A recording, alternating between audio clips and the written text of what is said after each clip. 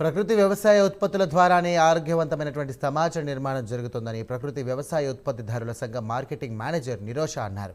శ్రీ సత్యసాయి జిల్లా పుట్టపర్తి కలెక్టరేట్ ఆవరణలో ప్రకృతి వ్యవసాయం ద్వారా పండించినటువంటి కూరగాయలను నిరోష ప్రతి సోమవారం విక్రయిస్తారు.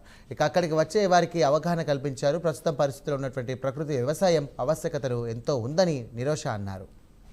ఉపయోగపడుతుందని చెప్పి ఎవ్రీ మండే గ్రీవియన్స్ రోజున కలెక్టర్ ఆఫీస్లో స్టాల్ అరేంజ్ చేయమని సార్ రెఫర్ చేయడంతో మేము ఎవ్రీ మండే నల్లచెరువు మండలం నుంచి వచ్చి ఇక్కడ స్టాల్ అరేంజ్ చేస్తున్నాం. ఇవి కంప్లీట్గా న్యాచురల్ ఫార్మింగ్ వెజిటేబుల్స్ సార్. మేము ఈ వెజిటేబుల్స్కి సర్టిఫికేషన్ కూడా రైతులకి ప్రొవైడ్ చేస్తున్నాము. మామూలు HDFC CSR ఫండ్ సపోర్ట్తో మేము ఇవి కార్యక్రమాలన్నీ చేస్తున్నాం అన్నమాట.